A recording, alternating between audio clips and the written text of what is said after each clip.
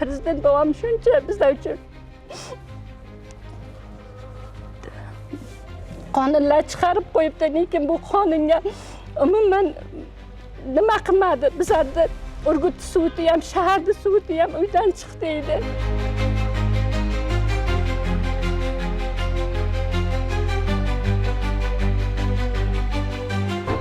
Tayoq yedim qaynog'amdan. Na marakaga, na to'yga, na boshqa joyga chiqolmayman. Ana shu nevaramni bilan kelinim birovni balasi deb.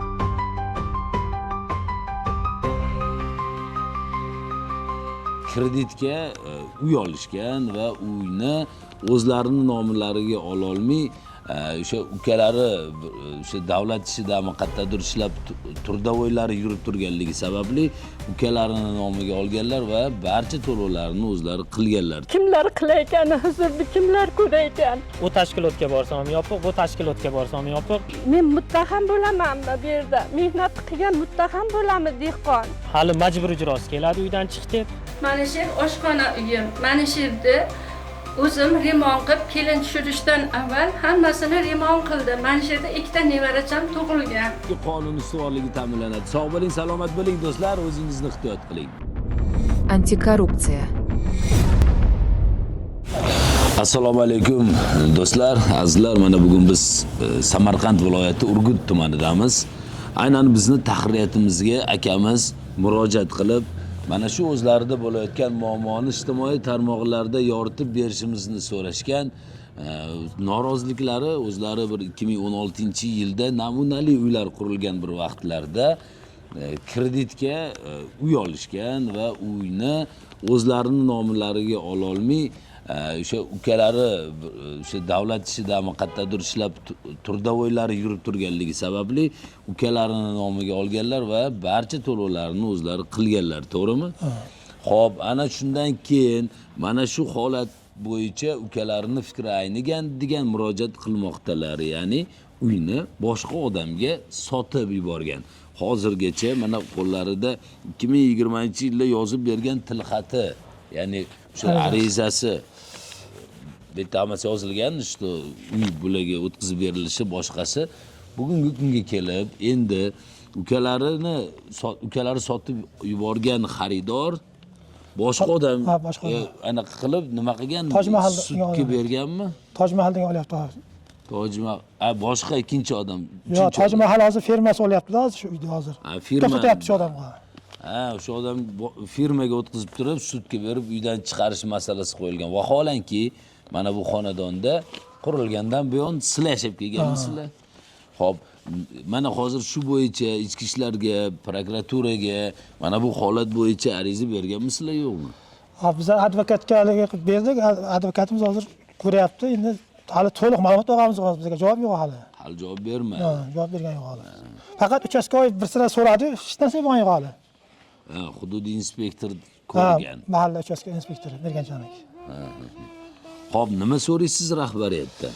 Biz rahbariyatdan mana shu uyda yashab qolishimiz, bolalar bilan shu yerda ishlashimiz, endi mana bu ukam o'tkazib bermayapti, davlatning qonun qoidasi bo'yicha o'zimiz nomimizga qilib so'raymiz hozir. Biz oldingi sudlarda ko'p qonun qoidani bilmaganmiz. Murojaatnomalarimiz bilib bilmasdan qilamiz shu bizlar. Bir advokatga bir shular bir maslahat olmaganmiz, bilmaganmiz ilgari holat bizlar. Ya'ni shu qonun qoidani yaxshi tushunmaganinglar sababli mana hozir o'zingizlar ham sarson bo'lgansizlar. Sarson bo'lyapmiz hozir. Hozir shu davlat idoralari, organlar shu holatga qonuniy baho berib, ushbu holatda sizlarga yordam berishini so'rayapsizlar.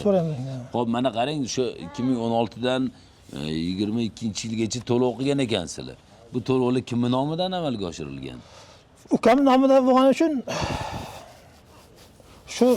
shunga o'tkazganmiz. Boshlab bu uyni joyini biz ukam bilan keyin katta o'g'ilcham kelib berdi joyini ko'rib, katta o'g'ilcham ishlayotgan odamning qo'lida shu odam maslahat berganki, uy yotaman bo'lsam, shaxtdan beryapti dedi. Borib shaxtdan ol dedi. Bizlar Yo, mayli oldinglar, tushundik. Siz topdingiz, gaplashdingiz, oldingiz. Shu odam yordam qildi. Tushundim buni ham. Bankka borib to'lov qilganinglarda kimning nomidan to'lagansizlar? Shu ukam nomidan to'laganda, berdi bezot uyga to'laganmiz shu vaqtida. O'zingiz nomingizdan to'laysiz ham bo'lardi-ku. Bilmaganmiz biz shuni. Endi biz boshlab uyni olish uchun hokimiyatga borganimizda ya fermer bo'lish kerak, ya davlatda ishlash kerak dedi. Bizda vaqt fermer ham yo'q edi. Keyin bo'ldik, oldin ham bordi, keyin fermerlar qo'shib berdi, boshqa qildi. Keyin ham fermer bo'ldik. Bizning nomimizda ijtimoiy yo'q edi. Na fermerlar ya bu ya ishlamasdi bir joyga. Shu uchun boyagi hokimiyatdagi odam ishchi bo'lish kerak, oylik bo'lish kerak, 15 yilga beriladi. Buni u hujjatli bir joyda ishlash kerak degan mazmunni aytib o'tdik. Shu odam 18 ming o'tkazdi bosh to'lovini. Keyin boshqadan o'tkazdik.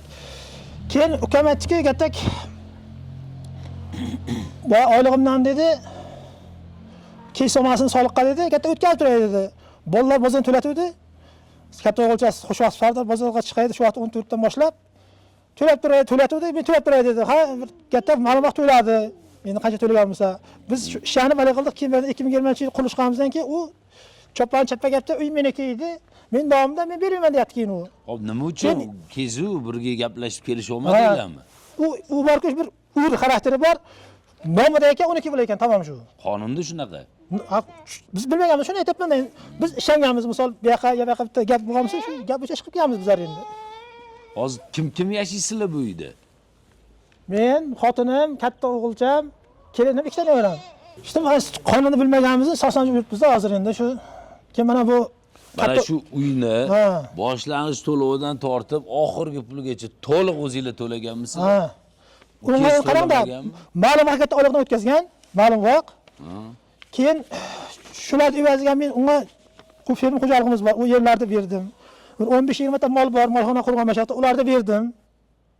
Isboti bormi buni? Ha, qurilganman, berganman shu ukamga. Ishlatyapti hozir fermer xo'jaligini o'g'amiz. Shuni tashlab chiqdim, ishlatganishim yo'q. O'rlagan shunga ham. Ishlatyapti. Nima deydi shu fermer? Ukamning nomiga olganmiz uni ham shu. Hamma narsani ukangiz nomiga olgan ekan. Ishlanganmizda o'qituvchi bo'lgan shu vaqtlarda endi. Ha, shunga ham norozi hozir. Faqat endi nomida ekan, u nomida uchun bu ham meniki, u ham meniki deb tormashyapti shu endi.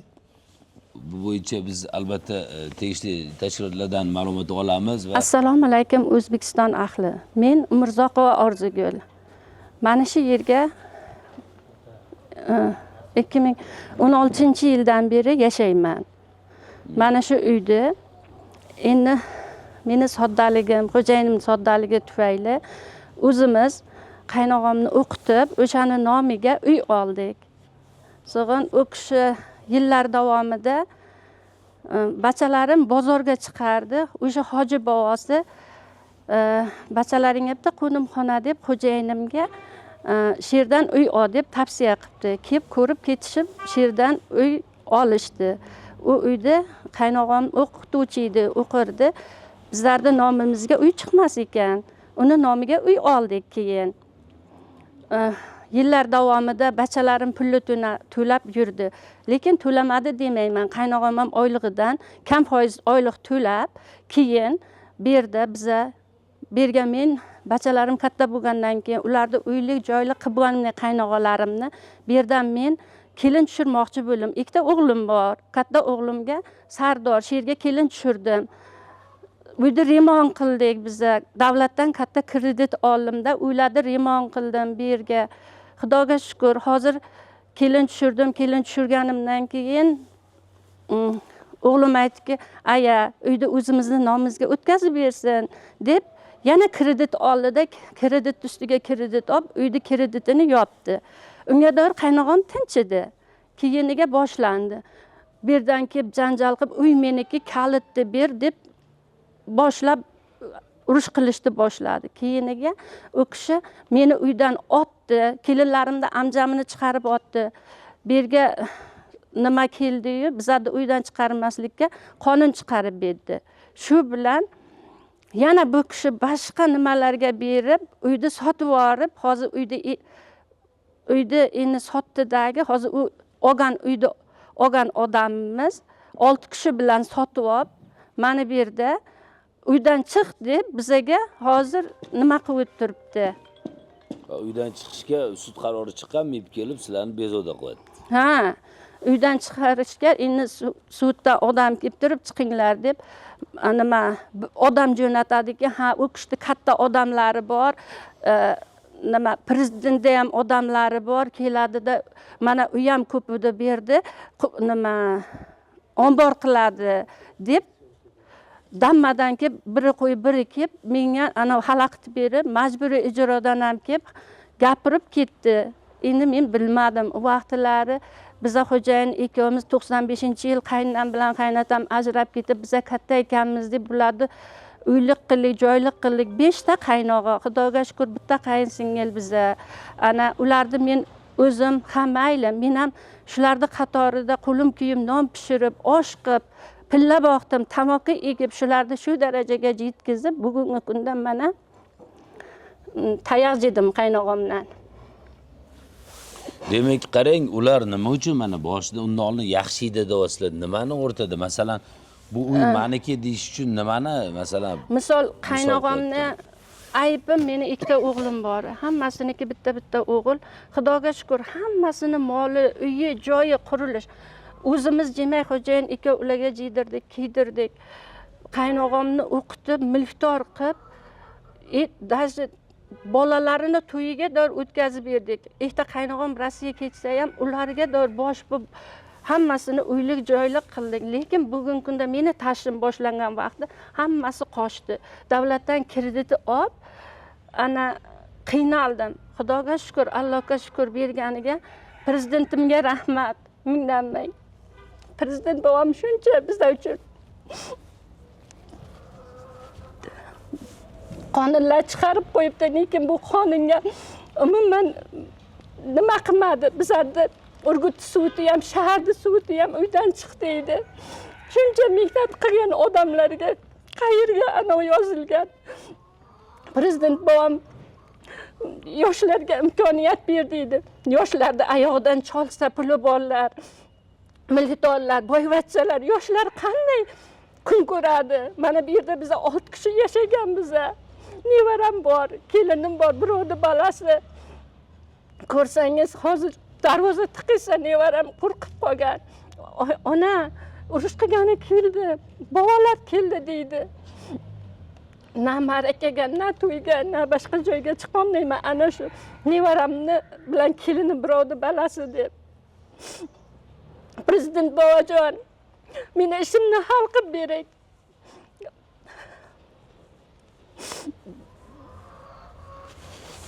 Vali yig'lamang, qonun doirasida ko'rib chiqadi degan umidimiz bor. Mehnat kimlar qilar ekan, huzurni kimlar ko'rar ekan.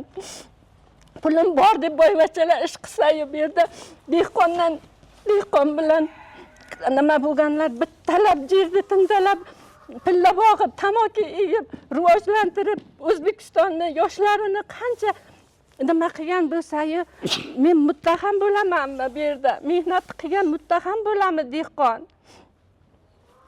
Ana Mayli, shu holatlar bo'yicha biz aniqlik kiritib, video davomida sizning e'tiboringizga havola qilamiz. Bizni kuzatishda davom eting. mana shu oshxona uyim, mana shu yerda o'zim remont qilib, kelin tushirishdan avval hammasini remont qildim. Mana shu yerda ikkita nevaracham tug'ilgan. Mana bu uy, mana bizga oddiygina bir ayvoncha edi. Bu yerda o'zim mana bu xo'jayin ikkovga addenni uy qilib oldik. Nevaralar ham yerga yashaymiz. Mana bu yer mehmonxona edi. Bu yerda ham remont qilib, mana mehmon kelishga joy qilib, nevaralar bahar yerga o'ynaydi. Mana shu uyga men yaxshi niyatlar bilan remont qilib, kelin tushirganman. Demak, biz hozir tuman prokuratura, Urgut tuman prokuraturasiga keldik. Prokuror yo'q ekan, tuman prokurori. O'rinbosarlarini bor deyishdi va biz hozir o'rinbosarlarga bo'lsa-da uchrashib, mana shu masalada qanaqa qonuniy ko'rib chiqishi yoki ko'rilib chiqilayotgan jarayon qay darajada ko'rilyapti yoki umuman ko'radimi yo'qmi o'zi bu masalani degan savolni qo'yamiz. Va agar ruxsat berilsa kamera bilan kiramiz. Agar kamera bilan kirish huquqimizdan foydalana olmasak, o'zlar bilan gaplashib chiqqandan keyin sizga batafsil ma'lumotni beramiz. Demak, do'stlar, mana hozir biz Urgut tuman prokuraturasida prokuror o'rinbosari bilan uchrashdik va barcha o'zlarini e'tirozlarini, shikoyatlarini, murojaatlarini aytishdi. Urgut tuman prokurorining o'rinbosari bizni eshitdilar va bu holat bo'yicha qonun doirasida ko'rib chiqilishini va bu ishni chaqirib xolis qonunan o'rganib chiqish to'g'risida va'da berdilar va biz buni va'dalariga ishonib hozir qonuniy ko'rib chiqsa albatta bu joyda jinoyat bo'lsa kerak degan bir fikrimiz bor. Ya'ni endi o'ylaymizki, mana bu holatni tezkorlik bilan xudo xolasa ko'rib chiqilsa bir oilani muammosi hal bo'ladi. Hozir qanaqa bo'ldi? Ko'nglingiz to'ldimi suhbatdan? Ko'nglim to'ldi. Endi ishni oxirigacha olib borib bersa, bizni hujjatlarimizni o'rgansa, dalillarimizni o'rgansa, haqiqatan 210 ming AQSh dollariga sotganini nima qilib bersa, biz juda minnatdormiz. 2022-yil o'sha kreditni yopgandan beri sarson sargardon. U tashkilotga borsam ham yopiq, bu tashkilotga borsam ham yopiq. Hali majburiy ijrosi keladi uydan chiq deb. Endi unda ham sud qarori bor-da, shuning uchun uni bekor qilmaguncha ular keladi. Demak, bu bo'yicha bir narsani aytamiz. Bizni vazifamiz nima? Bizni vazifamiz shu, ayrimlar ijtimoiy tarmoqlarda talqin qilib, har xil fikrlar bilan yuribdi. Biz holatni o'rganamiz, tegishli davlat tashkilotlariga masalani olib kelamiz va ular hal qilishda yordam berishini so'raymiz. Biz qandaydir organ yo bir vakolatli xodimlar emasmizki, biron bir qarorni chiqarib o'zgartirsak.